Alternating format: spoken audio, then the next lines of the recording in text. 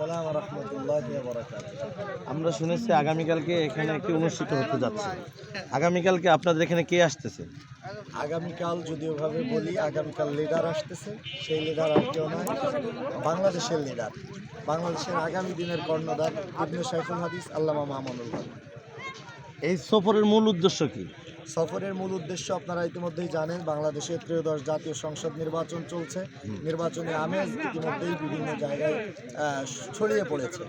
সেই নির্বাচনী হাওয়ার আরেকটি জোয়ার তৈরির জন্যে আল্লামা শাহ আকরাম আলী সাহেব 10 দলীয় জোট মনোনীত প্রার্থী হিসাবে আমাদের ফরিদপুর 2 আসনে ধলা হুজুরের রিকশা মার্কার পক্ষে আল্লামা মামুনুল হক সাহেব নিজে ভোট চাওয়ার জন্য এবং জনগণকে দিক নির্দেশনা দেওয়ার জন্যই আসছে।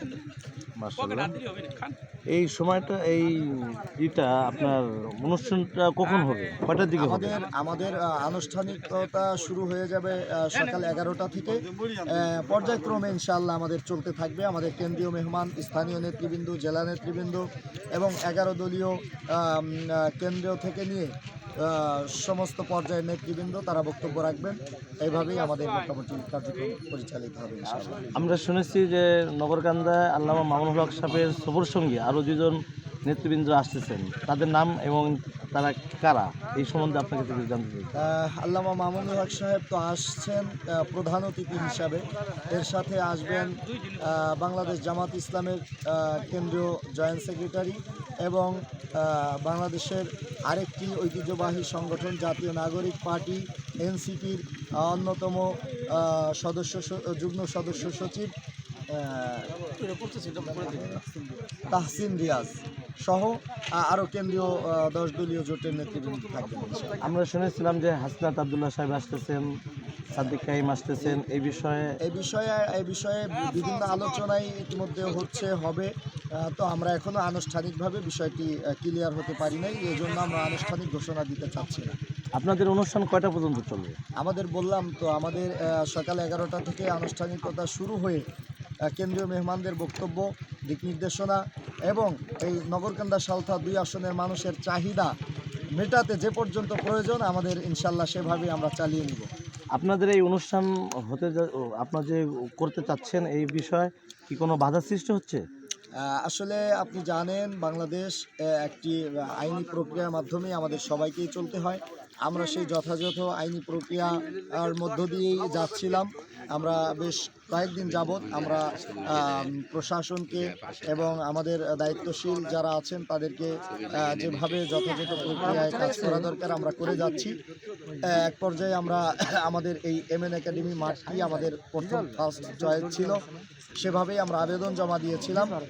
বিভিন্ন কারণে আমরা সেই জায়গায় কিছুটা বিব্রতকর পরিস্থিতিতে পড়তে হয়েছিল।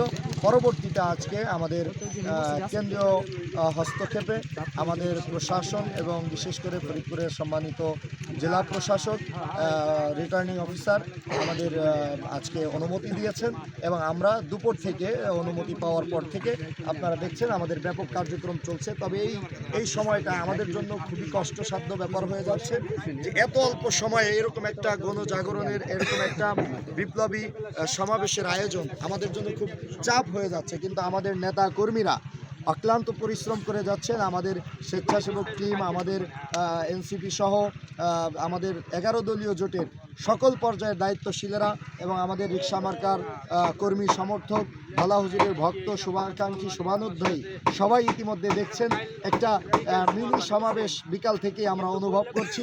মানুষের মধ্যে একটা আলাদা উৎসাহ, উদ্দীপনা কাজ করছে। যেমনটি উদ্দীপনা কাজ করছে ধলা হুজুর যখন রিকশা মার্কার প্রার্থী হিসাবে 11 দলীয় জোটের থেকে সমর্থন পাওয়ার পর থেকেই ধলা হুজুরের যেই গণজোয়ারটি 2 থানায় চলতেছিল আমাদের 2 আসনে, সেই গণজোয়ারের মতোই আরেকটি জোয়ার ইতিমধ্যে এমএন একাডেমির মধ্যে আমরা অনুভব করছি।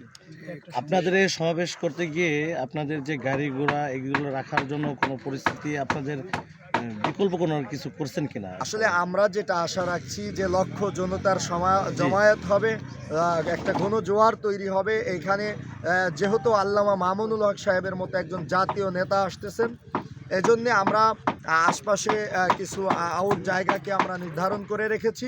আমাদের পার্কিংগুলি ওখানে হবে। তারপরেও আমরা আশা রাখি যে এমএন একাডেমি তার ধারণ ক্ষমতা হারিয়ে ফেলবে জনগণের যে জনসমুদ্র এবং আশপাশ এরিয়ার মধ্যেও আমাদের জনগণ এবং আমাদের রিক্সা মার্কার ধলা হুজুরের কর্মী সমর্থকেরা ভোটাররা এবং মামুনুল হক সাহেবের ভক্তরা ছড়িয়ে পড়বে। তো আগামীকাল আমরা পুরো নগর কান্দাই একটা মিছিলের নগরী, একটা জনসমুদ্র রূপ নেওয়ার আমরা আশা রাখছি।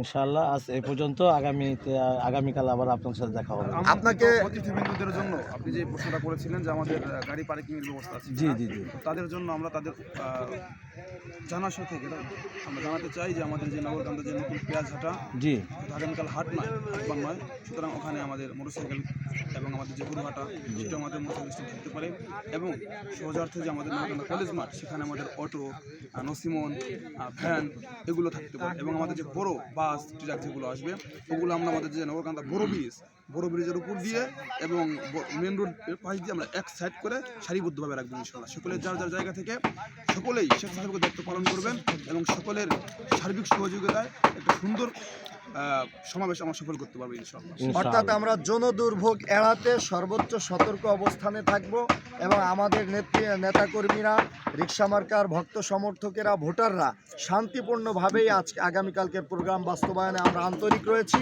প্রশাসনের সহযোগিতা চাই। জনদুর্ভোগ এড়াতে আমাদের সকল পর্যায়ের দায়িত্বশীলরা সতর্ক অবস্থানে থাকবে। আমরা শান্তিপূর্ণ উপায়ে আগামীকালকের প্রোগ্রাম সফল করতে চাই। আল্লাহ আমাদেরকে তৌফিক দান করুন। আপনাদের সকলের সহযোগিতা আপনার কামনা ডান করছি। পাশে যে ভাই আব্দুল বাকি ভাই, আপনি কিছু প্রশ্ন কিছু বলতে একটা বিষয় চাচ্ছেন? আমরা সবগুলো আমাদের সুন্দর, একটা বিষয় আমাদের বিভিন্ন একেবারে আমাদের তৃণমূল থেকে একটা কিছু জায়গা থেকে আমাদের এই ব্যাপারে কিছু কথা আসতেছে যে তাদেরকে কিছু